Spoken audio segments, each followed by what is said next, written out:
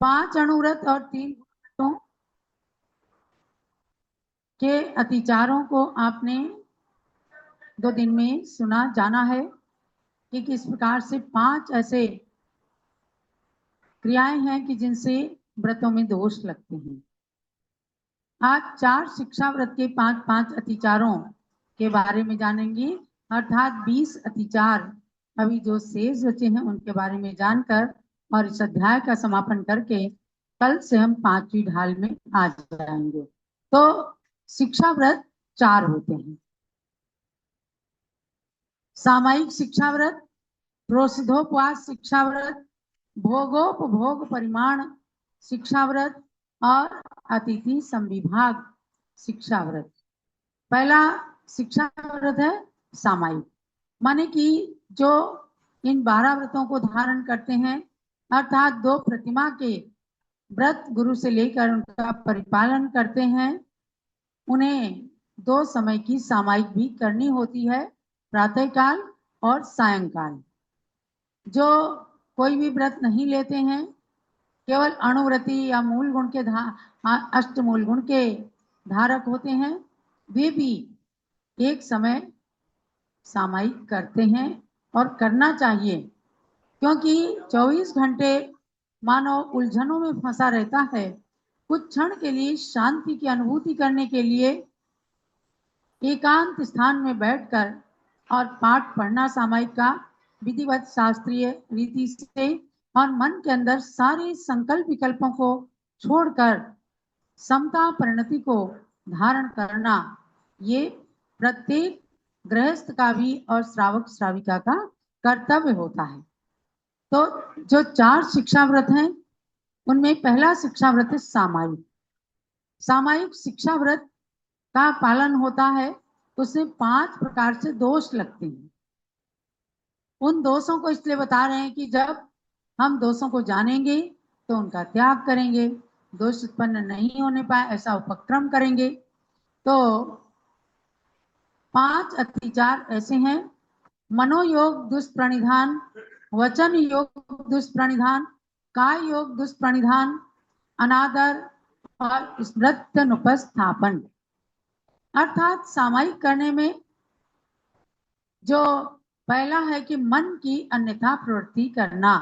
बैठे तो है सामायिक में, मन इधर उधर भाग रहा है, किसी किसी तरह से मन को अपने आत्मा में स्थिर करने की कोशिश करना।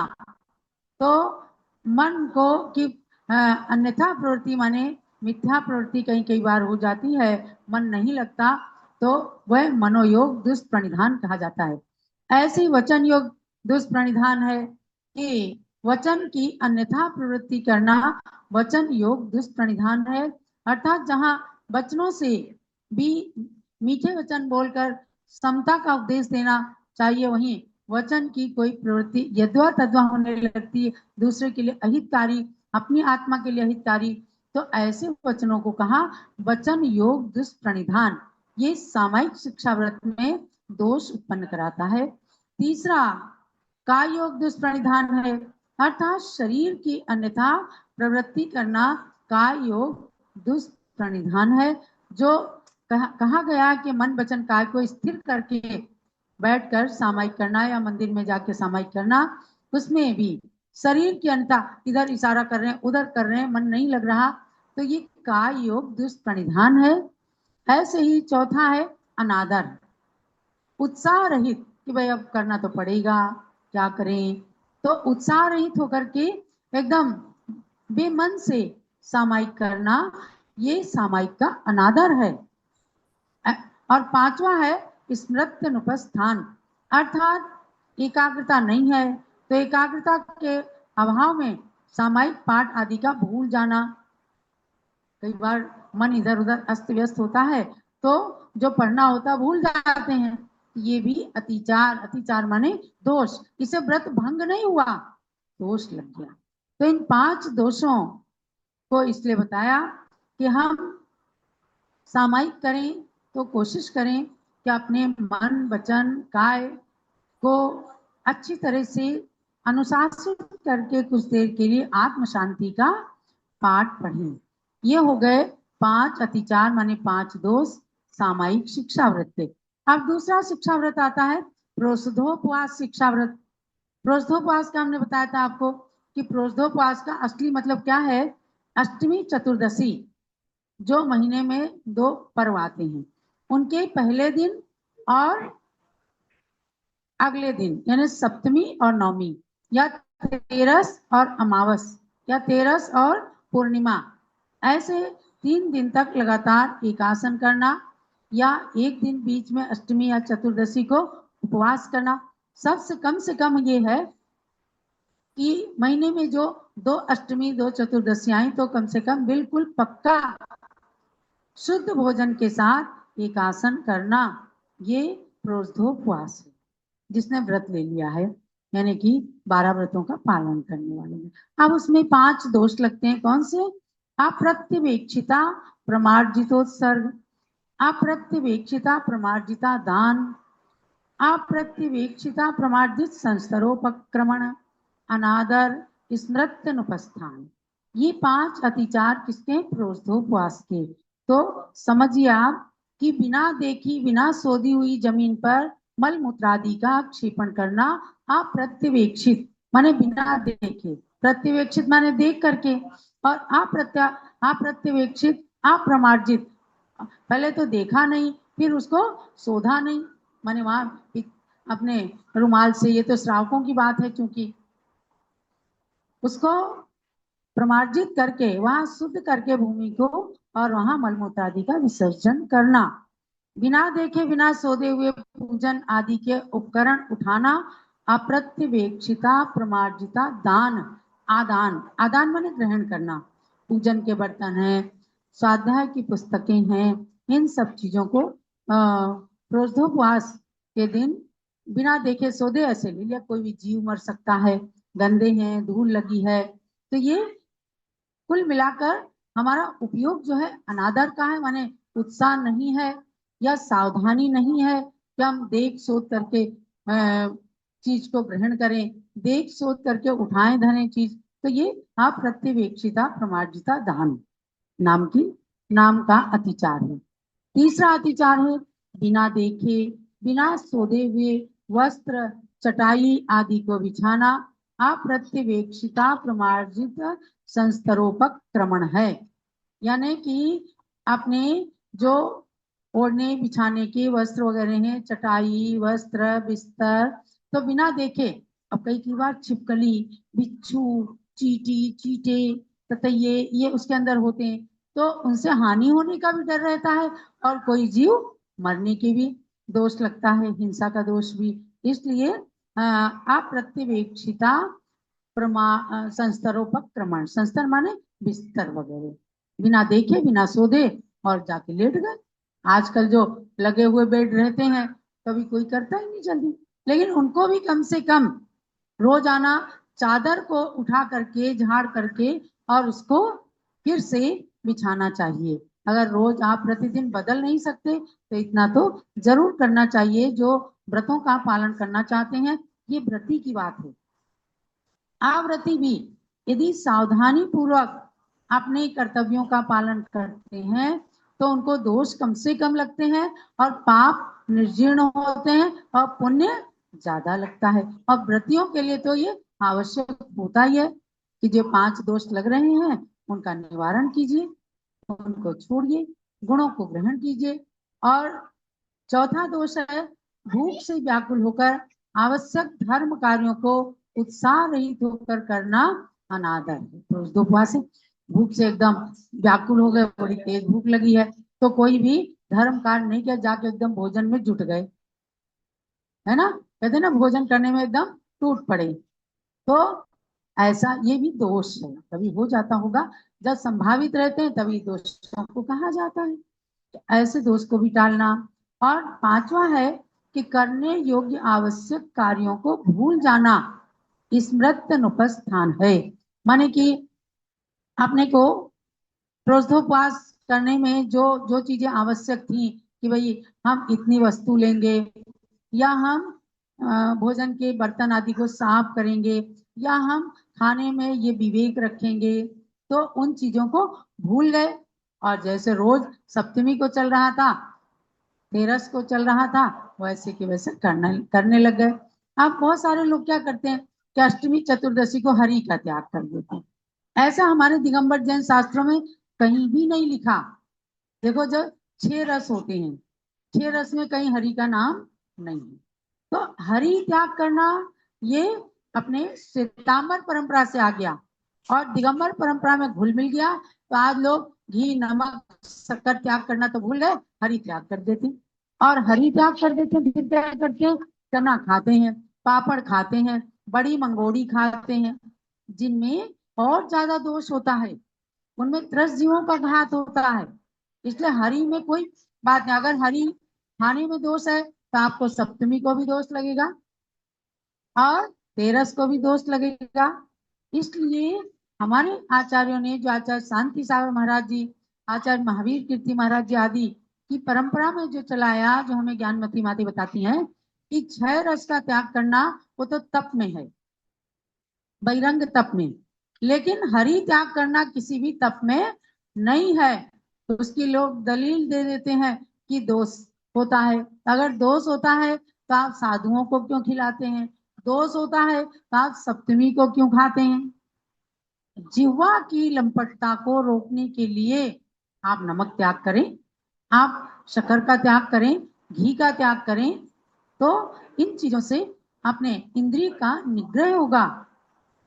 लेकिन हरि का त्याग करके और दूसरी चीजें आप अटर सटर खाते हैं तो उसमें बल्कि दोष लगता है। तो ये जान लेना कि कहीं भी दिगंबर जैन आगम में आजकल के पंडितों ने लिख दिया हो, कहीं उसकी बात मैं नहीं कर रही, लेकिन किसी भी आचार्य प्रणीत ग्रंथ में, प्राचीन ग्रंथ में कहीं भी आपको हरि त्याग करने की बात नहीं लिखी है, नहीं मिलेगी। इसलिए इस धारणा को मिटाना और यहाँ पर जो 5 अतिचार कहे गए हैं उनको प्रोष्ठोपवास में टालने की कोशिश करना। अब है तीसरा शिक्षा व्रत, भोगोपभोग परिमाण व्रत। भोग माने खाने पीने की चीज जो एक बार खा लिया दोबारा उसको उच्छिष्ट को नहीं खाते तो भोग है। और उपभोग माने वस्त्र बिस्तर वगैरह जो बार बार काम में आते हैं, ज्वेलरी वगैरह, तो ये भोगोपभोग कहे जाते हैं। इनका प्रमाण करते हैं, जो व्रती लोग हैं इनका प्रमाण कर लेते हैं कि मैं इतनी चीजें खाऊंगा या इतने वस्त्र पहनूंगा। भाई 100 500 1000 साड़ी कपड़े कुछ तो ज्वेलरी है, इनका प्रमाण कर लेते हैं, लिख लेते हैं, वरना भूल जाते हैं। इसमें 5 तरह के अतिचार लगते हैं, सचित्ताहार, सचित्त संबंधाहार, सचित्त सन्मिश्राहार, अभिशवाहार, दुपक्वाहार। यानी सचेतन हरे फल फूल आदि का भक्षण करना सचित्त आहार है। कोई एकदम छोटी एकदम अभी पकी भी नहीं है और किसी वनस्पति को तोड़ करके और वैसे खा लेना, जैसे कि पका करके खाते हैं या उसे छिन्न भिन्न करके खाते हैं, तो वैसे ही प्रयोग कर लेना, ये सचित्त आहार है। सचित्त पदार्थ से संबंध को प्राप्त हुई वस्तु का आहार सचित्ता, केले के पत्ते पर गरम गरम चावल वगैरह, तो या ठंडे पानी में एकदम गर्म पानी मिला दिया, तो ये सचित्त संबंध, सचित्त का संबंध अचित्त के साथ हो गया, तो ये दोषास्पद है। तीसरा है सचित्त पदार्थ से मिले हुए पदार्थ का आहार करना सचित्त सन्मिश्राहार है। गरिष्ठ पदार्थ का आहार करना अभिशवाहार है। क्या होगा, दिन भर नींद आएगी और कभी अपना अपना उपयोग जो है स्थिर नहीं रहेगा, सामायिक में पढ़ने में, गुरु की सेवा में, भैयावृत्ति में मन नहीं लगेगा। इसलिए गरिष्ठ आहार नहीं लेना चाहिए, ये शिक्षा व्रत में कहा है। और संतों के लिए तो बिल्कुल ही कहा है कि राजा के घर का भोजन, मतलब आहार के जैसा बनाया गया तो राजा के घर में करते हैं, लेकिन राज भोग वगैरह नहीं खाएं।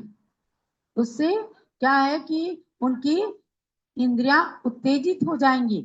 इसलिए इन चीजों पर निग्रह करते हैं, कंट्रोल करते हैं, अनुशासित करते हैं।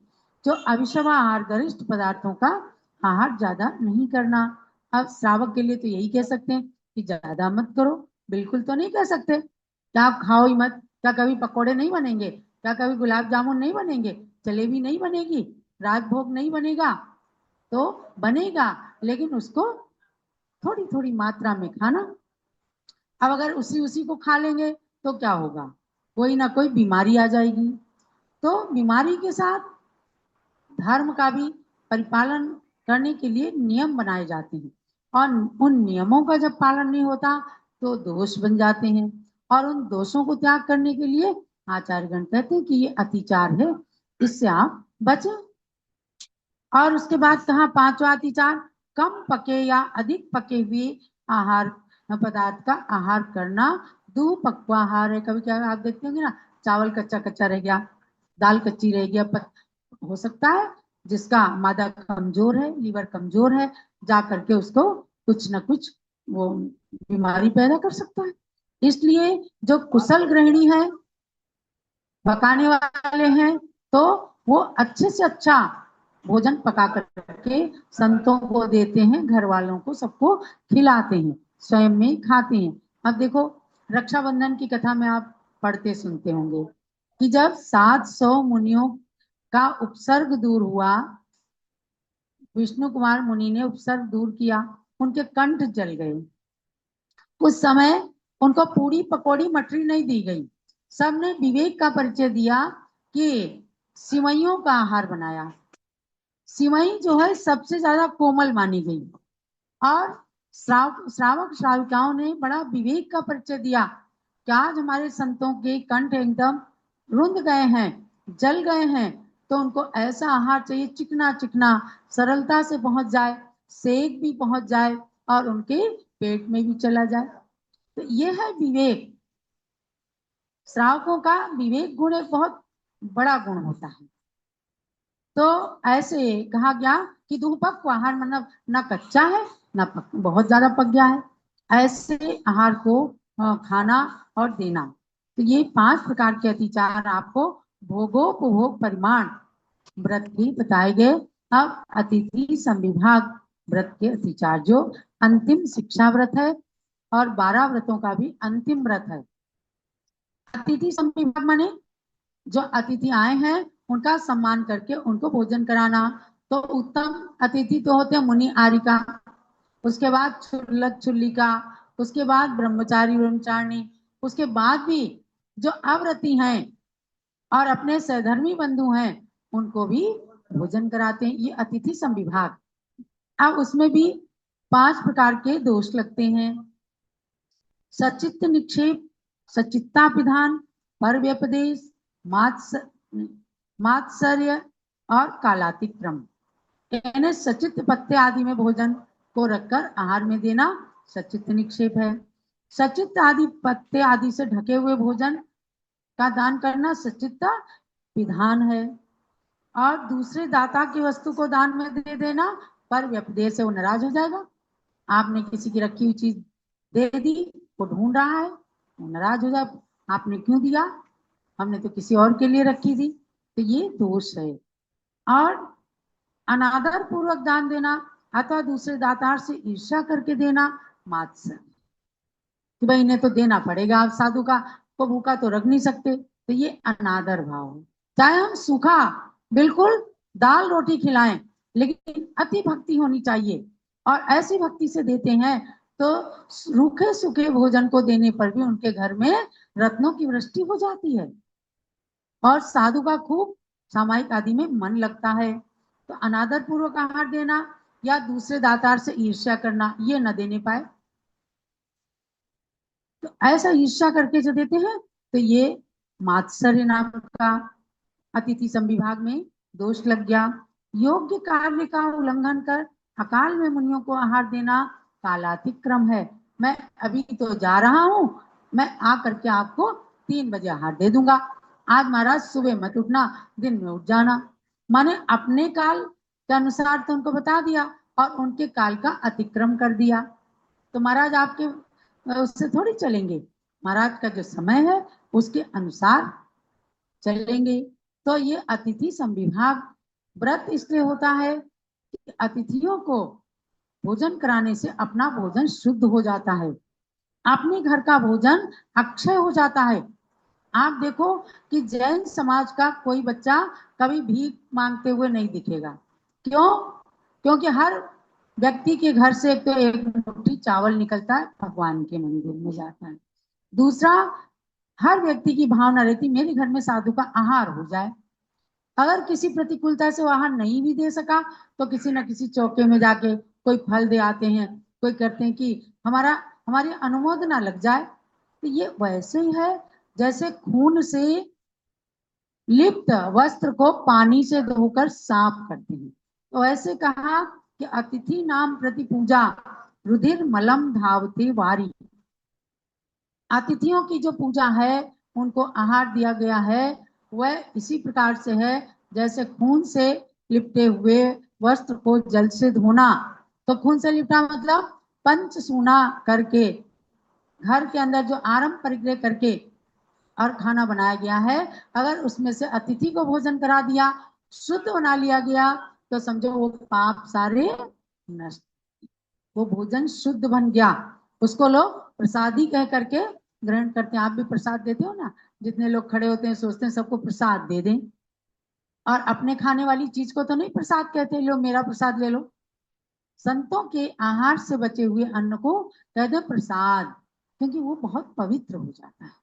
तो महानुभाव, ये 5 अतिचार हमने आपको अतिथि संविभाग के बताए। इस प्रकार से 12 व्रतों का पालन करने वाले श्रावक श्राविकाएं मर करके यानी अंत समय में धार्मिक संलेखना पूर्वक मरण करके और 16वें स्वर्ग तक भी जा सकते हैं। ये आप इसका फल जानना। सोचो कि कोई व्रत करे चाहे ना करे, व्रत को लें चाहे ना लें, तो फर्क क्या है? ये फर्क है कि जो नहीं पालन कर रहे हैं व्रतों का, वो कहीं भी जा सकते हैं, नरक में भी, तिर्यंच गति में भी, कुछ पुण्य कर लिया तो किसी देव में भी। लेकिन जिन्होंने व्रतों को लिया है, वो नियम से देव गति में जाएंगे और 16 स्वर्ग तक दरवाजे उनके लिए खुले हैं। आज पंचम काल के अंदर भी और परंपरा से इन व्रतों को पालन करने का फल मोक्ष है। यही आज की स्वाध्याय का सार समझना। कल से आपकी 6 ढाला की 5वीं ढाल प्रारंभ हो जाएगी। तो एक दूसरे को सूचित करके 6 ढाला को खूब अच्छे से अध्ययन करें और परीक्षा देने के लिए भी तैयार रहें। कुछ ही दिन में मैं परीक्षा की तारीख भी घोषित करूंगी।